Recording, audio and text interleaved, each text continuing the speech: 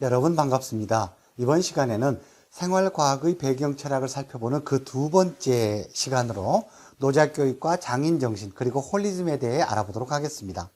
시간이 흐르면 흐를수록 사람들은 애써 구슬땀을 흘리는 신체적 활동보다 눈동자가 충혈되는 것과 같은 정신적인 활동의 비중이 커져갈 것으로 전망됩니다. 이러한 현상으로 인해 부족한 신체 활동을 의도적으로 늘리려는 범사회적인 운동이 일어날 수 있을 것으로 보입니다. 예컨대 과거에는 나와 가족의 생계를 유지하기에 힘들더라도 어쩔 수 없이 신체 활동을 통해 대가를 보상받다 보니 따로 운동하지 않아도 어느 정도의 신체적 건강을 유지할 수가 있었습니다. 반면 현대인들은 정신노동 위주로 하루 종일 일하고 나서 운동 시간을 별도로 할애하여 신체 강화 활동을 하고 있습니다. 여기에서 보수를 전제로 하는 일과 그러지 아니하는 일로 구분하였는데요. 이것을 간단하게 정리해보면 노동과 노작으로 구분해 볼 수가 있겠습니다. 그렇다면 노동과 노작은 어떻게 다른지 한번 살펴보도록 하겠습니다. 노동의 결과로 만들어지는 생산물은 반드시 경제적인 상품 가치를 가져야 하기 때문에 과정보다는 결과를 무척 중요하게 여기는 활동입니다. 예컨대 과정에서 최선을 다해 상품을 만들었는데 이것이 시장에서 소비자들로부터 외면받는다면 이 노동은 소외될 가능성이 매우 높습니다. 반면 노작은 결과보다 과정에 더 큰 의미를 두는 신체 활동을 더 중요하게 여기기 때문에 결과에 집착하지 않습니다. 예를 들자면 청소년들이 나무 상자를 만들어 흙을 채우고 식물 가꾸기 활동을 한 후 아름다운 꽃을 피웠다면 그 꽃이 반드시 시장에 팔리지 않더라도 그 과정의 활동의 가치에 대한 의미를 부여할 수 있을 것이라는 의미입니다. 정리해보면 노동이 과정보다 결과를 더 중요하게 생각한다면 노작은 결과보다 과정을 더 중요하게 여기는 신체 활동쯤으로 요약해 볼 수가 있겠습니다. 따라서 노동은 상품을 생산하는 과정에서 소외될 가능성이 높지만 노작은 결과에 집착하지 않기 때문에 활동 과정에서 소외될 가능성이 낮다고 하겠습니다. 이상의 내용을 종합하여 노작을 정해보면 무엇을 만들었느냐는 결과보다 어떻게라는 과정에서 보람과 즐거움을 느끼고 무언가 의미 있는 깨달음을 느낄 수 있는 신체 활동이라 할 수가 있겠습니다. 그럼 이번에는 노작이라는 말의 유래를 한번 살펴보도록 하겠습니다. 영어로는 아르바이트라고 불리는 노작은 살리의 측면이 강조된 자아의 표현 행위라 할 수 있겠습니다. 좀 어렵죠? 이것은 독일의 켈시엔 스타이너라는 실천가가 내린 정의를 한국의 김기민 씨가 자신이 학위 논문에 요약해 놓은 표현이랍니다. 여기에서 살리라는 독일어는 영어로 factual이라 부르는 형용사입니다.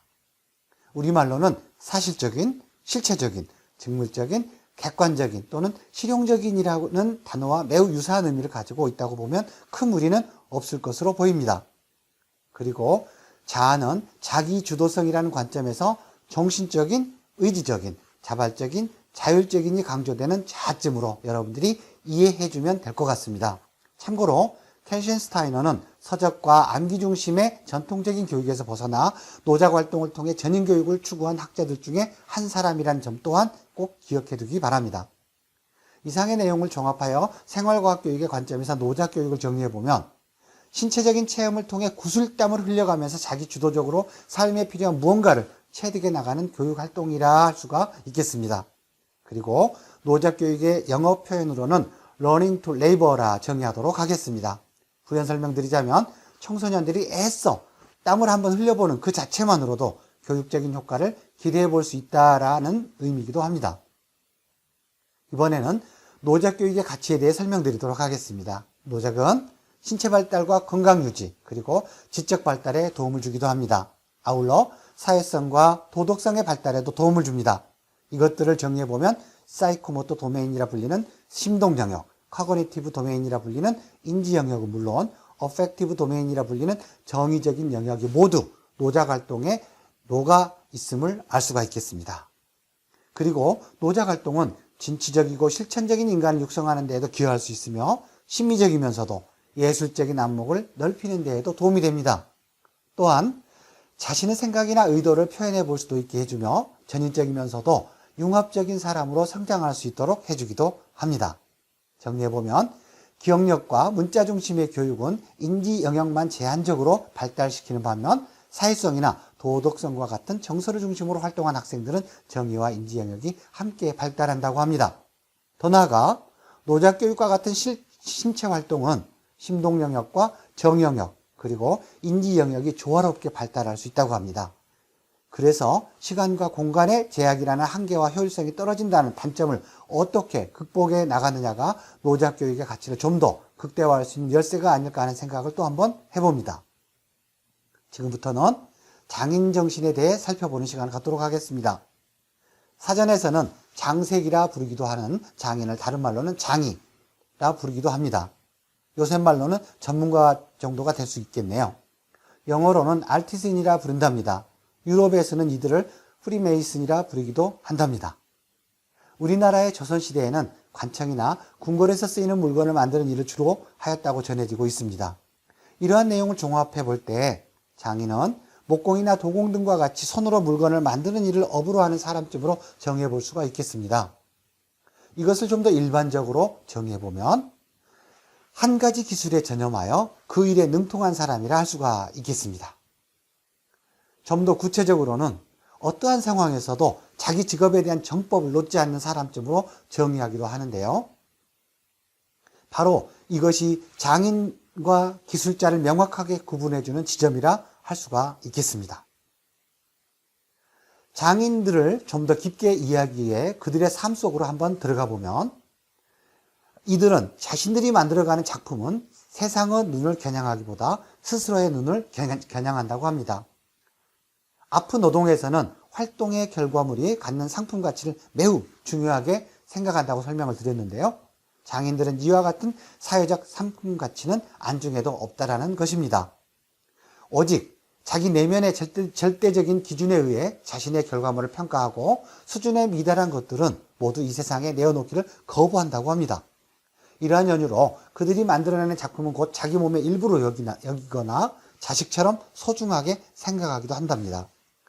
여기까지의 설명을 장인에 대한 것이라고 한다면 공법을 속이거나 직업윤리에 반하는 행동을 매우 수치스럽게 생각하는 것을 우리는 장인 정신이라 부른답니다. 이러한 장인 정신은 감에서 얻어지는 자부심이라 할 수도 있는데요. 여기에서 감이란 오랜 체험과 시행착오 그리고 반복 훈련을 통해 몸과 마음이 통했을 때 얻어지는 것으로 설명드릴 수가 있겠습니다.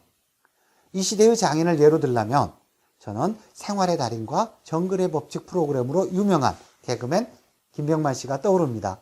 여러분들도 주변에서 이 시대의 장인을 한번 찾아보시기 바랍니다. 이번에는 장인 정신에 대한 좀 더 깊은 이해를 돕기 위해 블루 타일리즘을 설명드리도록 하겠습니다. 이것은 푸르다는 블루와 기와라는 타일의 합성을 합니다. 그래서 직역하면 청기화주의라 할 수 있겠네요. 그렇다면 도대체 이것이 장인 정신과 어떤 관계가 있을까란 의문이 들 수 있습니다. 그래서 일단 화면과 같이 정의를 내린 후 예를 들어 설명드리도록 하겠습니다. 블루 타일리즘이란 우리 민족의 명품들이 그 명맥을 이을 수 없는 특이한 현상 또는 미스테리라 일단 정의를 해보도록 하겠습니다. 여기에서 명품이라 함은 청기화나 고려청자, 거북선, 사발포, 선화지 등을 들 수 있답니다. 조선 후기에 청나라를 방문한 서양인들이 황제가 살고 있는 자금성의 지붕에 사용된 푸른색의 기와를 보고 깜짝 놀랐다고 합니다. 지붕에 있는 그 수많은 기와 한 장 한 장이 모두 명품들이었기 때문입니다. 그래서 이 기와의 원천 기술을 찾기 위해 청나라를 샅샅이 뒤져보았지만 찾질 못하였다고 합니다. 그리고는 수소문 끝에 이 기술이 조선에서 온 장인에 의해 만들어졌다는 정보를 수집하자마자 조선으로 넘어와 찾아보았지만 그 또한 조선에서도 원천 기술의 소유자는 찾아볼 수가 없었다고 합니다. 자신들이 이뤄낸 기술들을 모두 모아 기록하고 후대에 전해주는 것을 관례로 여기고 있는 서양인들의 관점에서 볼 때 이러한 현상은 이루 말로는 설명되지 않은 미스테리가 아닐 수 없었습니다. 그래서 그들은 이처럼 우수한 원천 기술이 흔적도 없이 사라져버리는 현상을 블루 타일리즘이라는 한 단어로 표현해 하였다고 합니다. 그렇다면 이러한 현상은 왜 일어날까라는 의문이 생기지 않을 수가 없겠죠? 그래서 그 원인을 분석하여 정리해보면 외적 수탈과 내적 독과점의 기능적 이기주의로 요약해 볼 수 있겠습니다. 좀 어렵죠? 먼저 외적 수탈의 예로는 조선 최고의 종이라 할 수 있는 선화지를 예로 들어 설명을 해보겠습니다.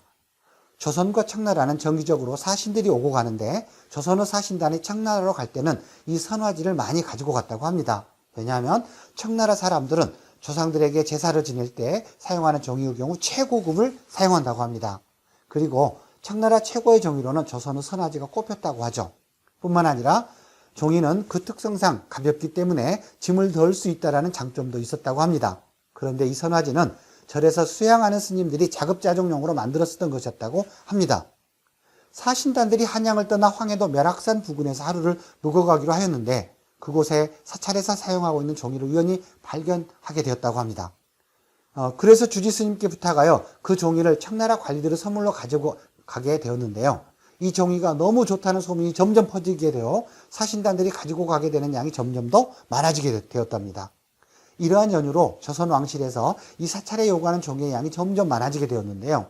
결국 수도와 참선이 쥐었던 스님들은 1년 내내 종이만 만들어도 시간이 부족할 상황이 되어버린 것이죠.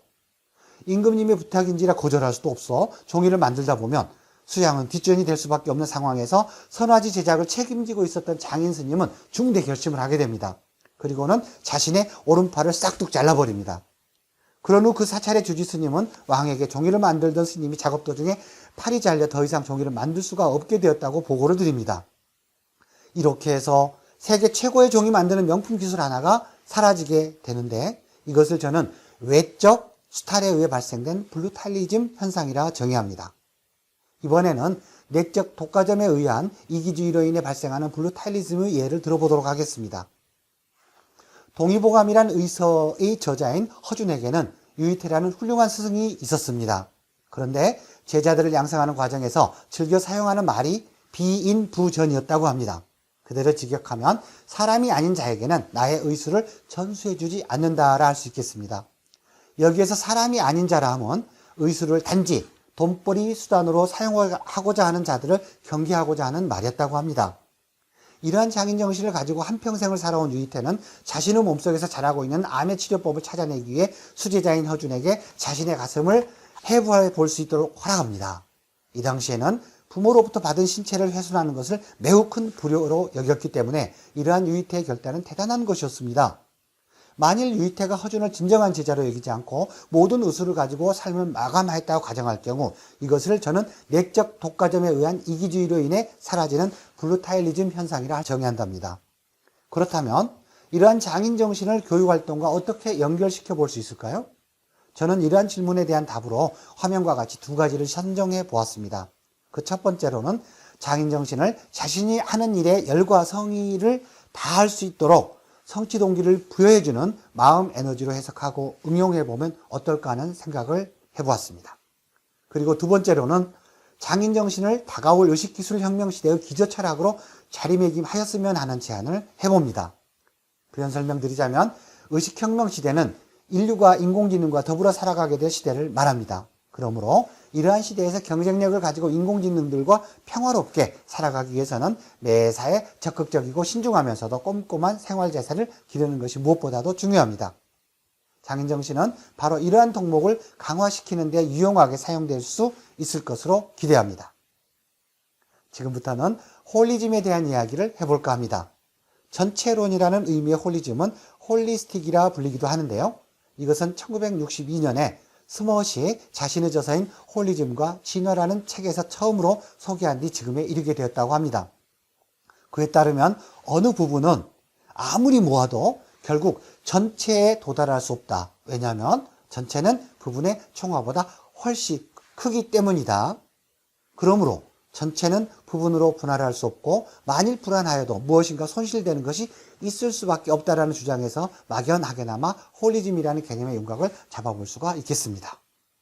홀리즘은 그리스어 홀로스라는 단어에서 유래하였다고 합니다. 그리고 이것은 whole, health, healing, holy와 같은 말의 어원이 되기도 하였다고 합니다.